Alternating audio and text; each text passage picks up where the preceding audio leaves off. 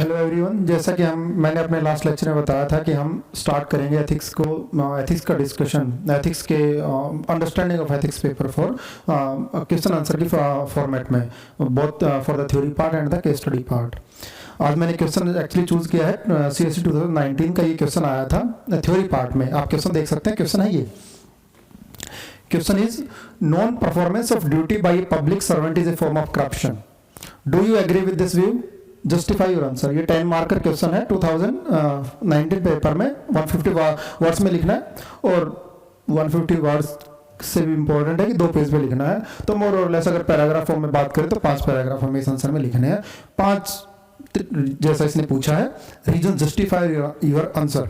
5 reason में इसके कम से कम मिनिमम 5 रीजन में इसको जस्टिफाई करना है। पहले हम इस क्वेश्चन को समझे कि क्वेश्चन ठीक है। ये क्वेश्चन सबसे पहले क्वेश्चन पेपर 2 में भी आ सकता है, ये गवर्नेंस का क्वेश्चन भी हो सकता है। सबसे इंपॉर्टेंट थिंग ये है कि करप्शन पेपर 2 में भी मेंशन्ड है, लेकिन ये पेपर 4 में पूछा गया है क्वेश्चन यहाँ पे। तो यहाँ पे जो हमारा राइटिंग टोन होगा, यूज ऑफ वोकैबुलरी होगा, और जो आंसर्स के लिखने का तरीका और एग्जांपल्स होंगे वो टोटली डिफरेंट होंगे पेपर 2 से। यहाँ पे हमें जस्टिफिकेशन देना है फ्रॉम एथिकल पर्सपेक्टिव से।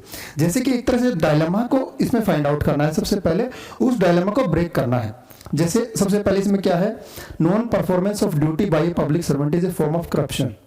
इसमें एथिकल डिलेमा है कि ड्यूटी करनी चाहिए कि नहीं करनी चाहिए, और नहीं करना है तो गलत है। तो एथिकल डिलेमा तो यही है ना कि करनी चाहिए कि नहीं करनी चाहिए। तो सबसे पहले हम एक रेड लाइन ड्रॉ करेंगे, जैसा मेरा तरीका ये रेड लाइन ड्रॉ करेंगे और एथिकल डिलेमा को हम आंसर शुरू करने से पहले खत्म कर देंगे। Non performance of duties public servant is a form of corruption. ये श्योर है और ये रेड लाइन है कि non performance of duty corruption है, नो डाउट। इसमें तो डिबेट ही नहीं है, दूसरा व्यू पॉइंट है ही नहीं, एग्जिस्ट ही नहीं करता, जब डिलेमा ही नहीं है तो ठीक है। अब मैं इससे एग्री कर रहा हूँ व्यू पॉइंट से। ये मैं एक्चुअली आंसर लिखने से पहले अपने आप को तैयार कर रहा हूँ आंसर लिखने के लिए। Do you agree with this view? Yes, this is my red line कि ड्यूटी होनी चाहिए और इसका कोई एक्सक्यूज नहीं है, एग्जिस्ट नहीं करता इसका एक्सक्यूज। करनी है तो करनी है, इसको मेरे को जस्टिफाई करना है। मेरी रेड लाइन है, सिंपल है, करना है। अब इस क्वेश्चन को हम स्टार्ट करेंगे। सबसे पहले तो क्या क्या है, सबसे पहले इसमें 2 चीजें, नॉन परफॉर्मेंस ऑफ ड्यूटी, एक वर्ड जो इसमें मेंशन्ड है ड्यूटी। तो हमें एक आइडिया होना चाहिए कि पब्लिक सर्वेंट की ड्यूटी क्या है। अगर हम पब्लिक सर्वेंट की सिंपल डेफिनेशन पे जाएं, public servant, public interest, serving of public interest is my duty as a civil servant, as a public servant. तो ये मेरी ड्यूटी है, ये मुझे परफॉर्म करनी है। इसकी नॉन परफॉर्मेंस सबसे इंपॉर्टेंट थिंग। और दूसरी थिंग है फॉर्म ऑफ करप्शन, इससे करप्शन हो रहा है। अब करप्शन की भी अंडरस्टैंडिंग हल्की सी होनी चाहिए, टेक्निकलिटी में नहीं जाना है पेपर 4 में, लेकिन वर्ड्स का पता होना चाहिए कि वर्ड्स क्या कन्वे कर रहा है चीजों को। करप्शन क्या हो सकता है? करप्शन सिर्फ ब्राइबिंग नहीं होता, करप्शन के बहुत सारे वेज होते हैं। करप्शन कैन भी मॉनेटरी और नॉन मॉनेटरी। करप्शन मॉरल भी हो सकता है, मॉरल करप्शन। आप घर जाओ रात को, जैसे हमने सोचा है कि रात को सुकून की नींद नहीं आई, that is a form of corruption. When you do more corruption, your conscience is not allowing you to perform it, then it will cause आपको इसमें जब आपके क्राइसिस ऑफ कंसाइंस होगा तो वो करप्शन की वजह से हो रहा है। ये आपको चीजें आइडेंटिफाई करने आर नोट। अभी हमने आंसर लिखना स्टार्ट नहीं किया है, मैं एक्सप्लेन कर रहा हूँ मेरा फ्रेम ऑफ माइंड कि मैं जब क्वेश्चन लिख रहा हूं तो मेरा फ्रेम ऑफ माइंड कैसे किस डायरेक्शन में चल रहा है। ठीक है, तो हम इस क्वेश्चन को जैसा हमने सोचा है इसी वे में स्टार्ट करेंगे, चीजों को एक्सप्लेन करते हुए चलना है।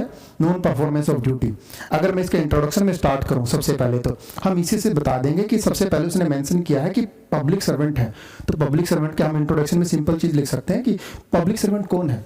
पब्लिक सर्वेंट का अल्टीमेट गोल है public service, interest of public serve हो रहा है। जब गांधी जी टेलिस्मैन की बात करते हैं ना, ये लिखना है हमें एथिक्स पेपर 4 में। जब पब्लिक इंटरेस्ट हमारा, पब्लिक सर्विंग और पब्लिक इंटरेस्ट हमारा गोल है, और जब ये सोल नहीं हो रहा, जब ये फुलफिल नहीं हो रहा, यही करप्शन है। और इसमें सीधा एक एग्जांपल इंट्रोडक्शन में ही कि पता कैसे चलेगा ये करप्शन है। गांधी जी टेलिस्मैन, अगर गांधी जी में टेलिस्मैन फुलफिल नहीं हो रहा तो करप्शन हो रहा है। That's as simple as that, red line है सीधी, नहीं कर रहे तो करप्शन है। ये हमारा इंट्रोडक्शन हो गया सिंपल। तीनों लाइनों को एक साथ कनेक्ट कर दिया हमने, पब्लिक सर्वेंट क्या करना है उसका, और वो करप्शन कैसे है जब वो नहीं हो रहा है। अब दूसरी चीज को इसको एक्सप्लेन करना है कि कैसे जस्टिफाई करना है ना। अब इस चीज को जस्टिफिकेशन सबसे पहले आएगा कि उसकी अथॉरिटी क्या है। जब हम बात करते हैं ना ड्यूटी, अथॉरिटी क्या, उसकी अथॉरिटी है कि लोगों को कोई सपोज कोई IAS है, IPS है, कोई भी ग्रुप ए सर्विसेज की बात करेंगे। ठीक है, सबसे पहले ग्रुप ए सर्विस का पेपर है, क्लियरिटी होनी चाहिए पॉइंट में किस चीज का पेपर है, उसी के फ्रेम ऑफ रेफरेंस में लिखेंगे कि हमारे हाथ में कितनी पावर अथॉरिटी और कितना हम उसको वो कर सकते हैं। सुपरमैन नहीं बनना है, सुपरमैन है ही नहीं। आईएएस अपनी with in code of conduct और उसकी जो रूल बुक है उसके अकॉर्डिंग उसको काम करना है विद द टीम, उसकी एक अपनी टीम है उसके साथ में। तो सबसे पहले उसके पास एक अथॉरिटी है, authority both in financial and non financial matter, policy decision भी लेने हैं उसको और फाइनेंशियल डिसीजन भी लेने हैं। जब इस केस में वो मिसयूज अब्यूज ऑफ अथॉरिटी है पब्लिक सर्वेंट का, this is a form of corruption. ये पहला पैराग्राफ हम लिख सकते हैं इंट्रोडक्शन के बाद कि उसको अथॉरिटी दी गई है by way of acts and by way of constitution also in case of all India services. तो उन सर्विसेज में उसके अथॉरिटी का मिसयूज जो है वो एक फॉर्म ऑफ करप्शन है और ये हमेशा मॉनिटरी नहीं होगा। तुम किसी को तुम्हारे पास आए इसका आप हर चीज को सब्सटेंशिएट करते हुए चलना है। सबसे पहले तो मॉनिटरी, आप कोई आया तुम्हारे पास फाइनेंशियल वो है policy decisions, 2G scam everybody know, coal scam and there are so many of them. अगर हम उसके बात करें तो उसके केस में उसको एक पॉलिसी ऑफ डिसीजन लेना था, जो जैसा कि बाद में कैग ने फाइंड आउट किया कि डिसीजन जो था वो अप्रोप्रिएट नहीं था और उसकी वजह से गवर्नमेंट ऑफ इंडिया को फाइनेंशियल लॉसेज हुए, form of corruption, non performance of duty. ठीक है, तो अब इसको सबसे अगर फाइनेंशियल टर्म में बात करें, आपकी ड्यूटी क्या है? एक ड्यूटी है आपकी कि अगर आपके आसपास कोई करप्शन कर रहा है तो एज ए पब्लिक सर्वेंट आपको उसको इन्फॉर्म करो, विसल ब्लोइंग या बोलिए, सबसे पहले तो अपने सीनियर्स के पास जाओ। ये नहीं हो रहा है तो ये फॉर्म ऑफ करप्शन है, नॉन परफॉर्मेंस ऑफ ड्यूटी। आपने किया नहीं, आपके डिपार्टमेंट में विजिलेंस डिपार्टमेंट है, आपने विजिलेंस को इन्फॉर्म नहीं किया कि ये सब हो रहा है, ये ड्यूटी है, लिखी नहीं हुई है कहीं लेकिन ये ड्यूटी है, विजिलेंस डिपार्टमेंट में आपको इन्फॉर्म करना था, आपने नहीं किया, non performance of duty, financial loss हुआ कंट्री को, करप्शन। सेकंड थिंग, आपके पास आपको वो काम करना चाहिए था, आपने वो काम नहीं किया, उससे किसी और को जो पब्लिक इंटरेस्ट है वो हैम्पर हुआ, वो फॉर्म ऑफ करप्शन है। हर चीज को एग्जांपल से सब्सटेंशिएट करते हुए चलेंगे। एग्जांपल क्या है? मान लो कोई ओल्ड एज पेंशनर है, आपके अथॉरिटी में आप उस डिपार्टमेंट के हेड हैं, आपकी रिस्पॉन्सिबिलिटी में आया, आप उस ओल्ड एज पेंशनर को 50 चक्कर लगाने पड़ रहे हैं डिपार्टमेंट के, आ रहा है और एलिजिबल है वो, लेकिन उसको पेंशन नहीं मिल रही है। जो काम उसको आते ही हो जाना चाहिए था 5 मिनट के अंदर, वो काम नहीं हो रहा, ये पब्लिक इंटरेस्ट सर्व नहीं हो रहा, ये करप्शन है, ये मोरल करप्शन है, ये इंटेलेक्चुअल करप्शन है कि कुछ भी नाम लगा लो इसका आगे, लेकिन ये एक फॉर्म ऑफ करप्शन है, ये नॉन फाइनेंशियल करप्शन है। Third paragraph complete. उसके बाद हम फोर्थ पैराग्राफ पे आएंगे तो एक कोहेसिव करप्शन भी होता है नॉन परफॉर्मेंस ऑफ ड्यूटी की वजह से। कैसे कि मान लो आपको एक काम करना चाहिए था कायदे से, लीगल वे से, एक सिंपल तरीका है, एग्जाम्पल से इसको अगर मेंशन करना है पेपर में, ये सब कुछ पेपर में अगर एग्जाम्पल से सब्सटेंशिएट करें, आपको ड्राइविंग लाइसेंस बनाना है, आप कायदे से तरीके से जाएं, आपने सब कुछ दिया, टेस्ट दिया, आपको ड्राइविंग लाइसेंस मिल गया। गडकरी जी ने पार्लियामेंट में बोला ऐसा नहीं होता है, और parliamentarian has said this in the sacred house कि ऐसा नहीं होता है ट्रांसपोर्ट डिपार्टमेंट में। तो इससे क्या होता है? कोहेसिव करप्शन, जब लीगल वे से काम नहीं बन रहा है, people find it easier to go through the loopholes to use the corruption. अगर करप्शन को बढ़ावा मिल रहा है, ये भी करप्शन है। तो non performance of duty by public servant is causing corruption, ये भी करप्शन है। फोर्थ पैराग्राफ होगा, जैसा हमने स्टार्टिंग में डिस्कस किया था, हमें 5-6 अच्छे बढ़िया पैराग्राफ लिखने हैं, उसको सब्सटेंशिएट करना है। एक पैराग्राफ क्या हो सकता है? गवर्नमेंट का हमारा गोल भी यही है कि इकोनॉमिक डेवलपमेंट हो कंट्री की, देश आगे बढ़े, हमारी भी पर कैपिटा इनकम बढ़े, उसके लिए ईज ऑफ डूइंग बिजनेस होना चाहिए। लेकिन जब एक पब्लिक सर्वेंट अपनी ड्यूटी परफॉर्म नहीं कर रहा है, उसको जो पॉलिसी डिसीजन आज लेना चाहिए था वो नहीं ले पा रहा है, पॉलिसी पैरालिसिस हो रहा है कंट्री में, या कोई बाहर से कंपनी आती है, जैसा कि कैग की रिपोर्ट ये बार बार पॉइंट आउट करती हैं कि बाहर की कंट्री आती है, वो अपने कुछ फिक्स परसेंटेज पहले से इंडिया में बाहर रखते हैं कॉन्ट्रैक्ट वैल्यू से, कि ये हमें bribe as a bribe use करना है।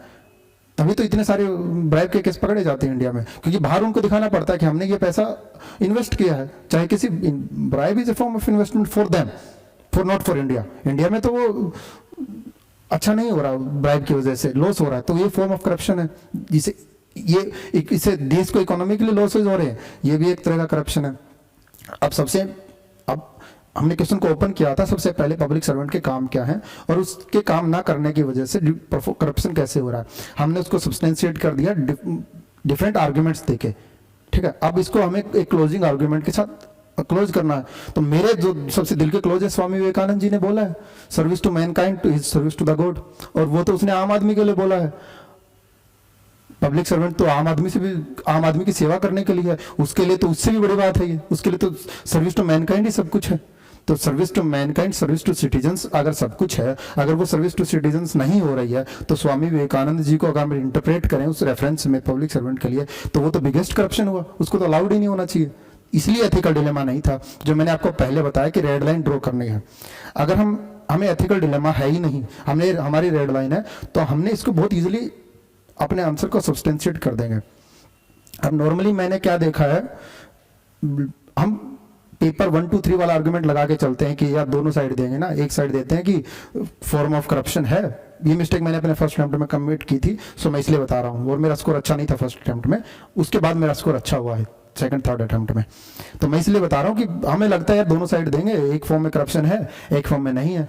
अब जबकि ऐसा नहीं होता भाई, ऐसा नहीं होता। कुछ चीजें होती हैं, जो गलत है वो गलत है, किसी को मारना गलत है, वो गलत ही रहेगा, वो सही नहीं हो सकता। कम गलत या ज्यादा गलत हो सकता है, लेकिन गलत रहेगा। इसी तरह नॉन परफॉर्मेंस ऑफ ड्यूटी, अगर मैंने बिलीव किया, एक रेड लाइन ड्रॉ की कि ये करप्शन है, तो करप्शन रहेगा। तो इसलिए मैंने अपने आंसर को उसी को जस्टिफिकेशन में यूज किया है। हम इसका कंट्रा आर्ग्यूमेंट भी ले सकते हैं। मान लो किसी की रेड लाइन दूसरी तरफ है, तो वो रख सकता है, उसमें कोई इश्यू नहीं है। और सबसे इंपॉर्टेंट बात, मैं जैसे क्वेश्चन तो कंप्लीट हो गया, डिस्कशन में स्टार्टिंग में बताया था कि ये मेरा व्यू पॉइंट है, और एथिक्स की ब्यूटी है सबका व्यू पॉइंट होता है, और जो व्यू पॉइंट दिल के क्लोज होता है ना, वो जस्टिफाई होता है। आप किसी और का व्यू पॉइंट पकड़ के, एथिकल में डायलेमा इसलिए है ना क्योंकि चीजें ग्रे हैं और ब्लैक एंड व्हाइट नहीं है। तो उन चीजों में सबसे इंपॉर्टेंट चीज है अपनी खुद की एक रेड लाइन ड्रॉ करो और stick to that red line हर क्वेश्चन में। ये गलत है तो गलत है, नहीं है तो नहीं है। दैट वुड बी हेल्पफुल, और मेरे लिए हेल्पफुल रहा है, तो आई होप कि आपके लिए भी हेल्पफुल रहेगा। सो ये क्वेश्चन आज के लिए इतना ही। बाकी कल हम केस स्टडी डिस्कस करेंगे नेक्स्ट पार्ट में 2019 के पेपर से। Okay, thank you.